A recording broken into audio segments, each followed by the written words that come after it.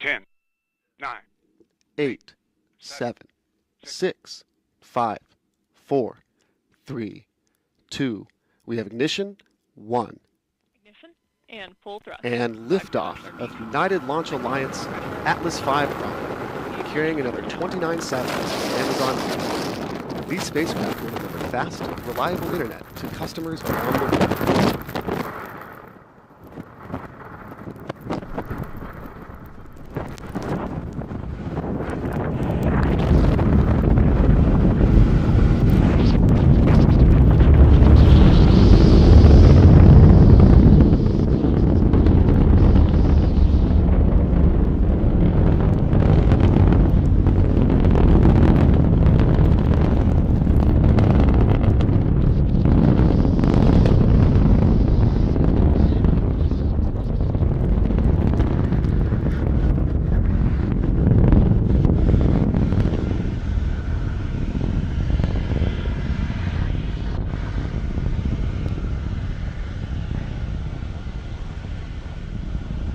You are hearing the voice of ULA's flight commentator providing launch vehicle descent data. Engine continues to operate nominally. In about 15 seconds, the first stage engine will throttle down to prepare for separation of the solid rocket boosters.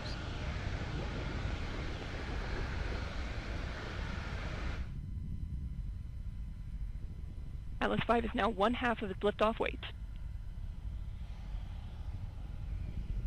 Engine operating parameters continue to look good. This is Atlas Mission Control at L plus 1 minute and 39 seconds. We're coming up on burnout and jettison of the solid rocket boosters. These additional motors augment the thrust at liftoff, giving Atlas an extra boost off the pad. Jettison of all 5 SRBs. Engine continues to burn normally.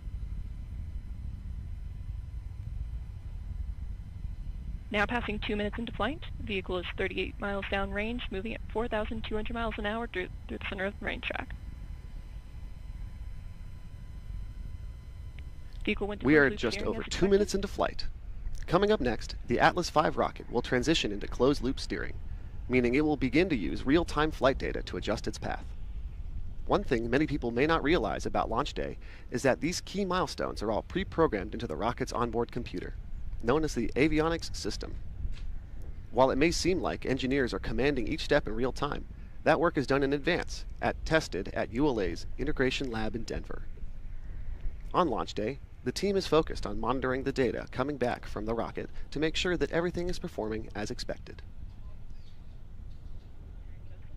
And we saw the Centaur reaction control. This is Atlas Mission Control at L plus 2 minutes and 53 seconds.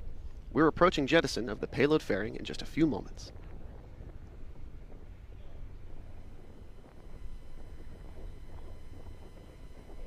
And we have good indication of payload fairing jettison. And CFLR deck jettison. Throttling back up as expected. Engine continues to burn normally.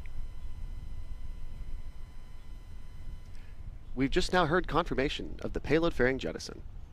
This composite fairing protected the spacecraft as it pushed through the harshest parts of Earth's atmosphere. Coming off is cutoff of the Atlas first stage engine and separation of the booster stage, followed by ignition of ULA's Centaur second stage engine.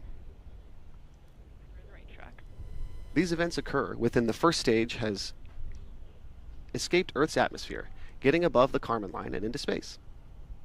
ULA's Centaur upper stage, with the Amazon LEO satellites attached, then takes over on a trajectory to precise locations in low Earth orbit. Let's listen in as we approach these milestones.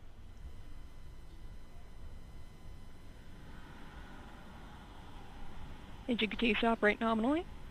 PU's on open loop control as expected. And we've completed boost stage chill down. Temperatures operated as expected. And BECO, we have successful cutoff. And good indication of stage separation. Pre-start on fuel and locks, good staging. Ignition, and full thrust. RL-10 is running nominally. This is Atlas Mission Control at L plus 4 minutes and 50 seconds. We just heard ULA's flight commentator confirm the successful completion of the early milestones in today's flight, and all systems continue to operate nominally. We have about 12 minutes until we reach our next milestone event, shutdown of Centaur's main engine. In a few minutes, I'll be joined by a special guest. But before I do, let's relive the Artemis II launch in beautiful slow motion.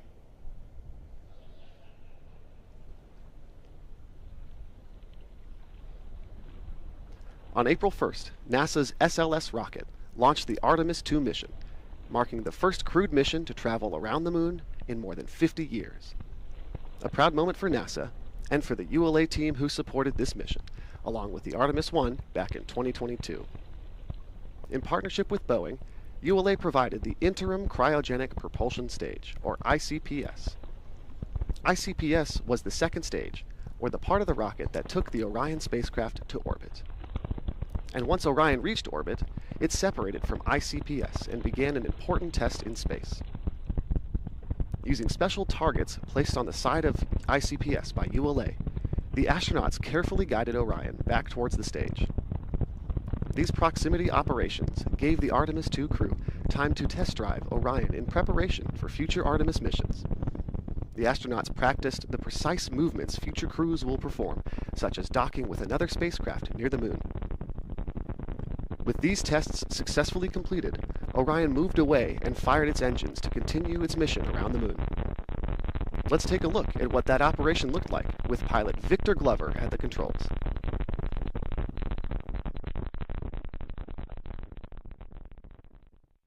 Standing by for separation.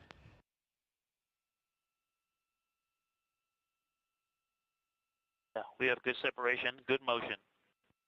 We are ATP go. Confirmation, separation from the interim cryogenic propulsion stage. Good motion.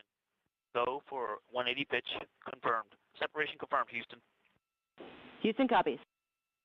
All right, here comes the pitch rate.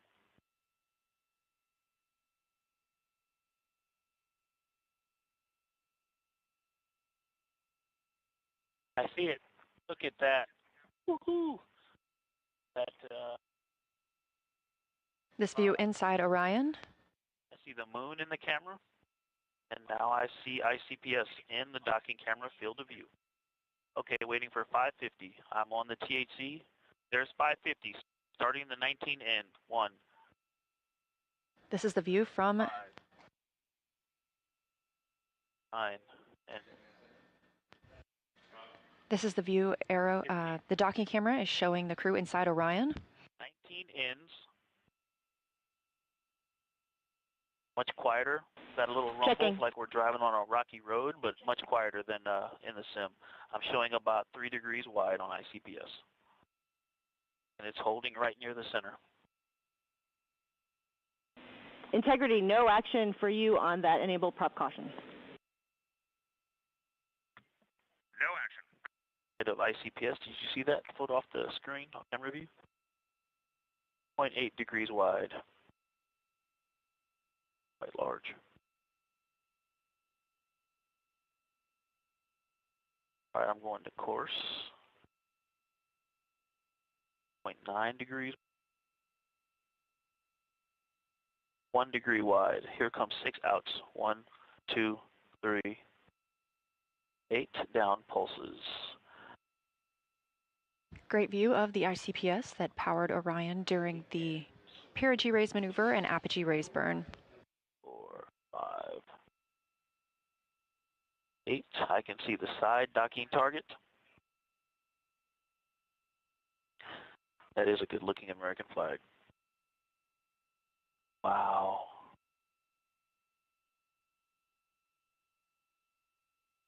Copy. Going off, Fox. Great flying with you, Houston.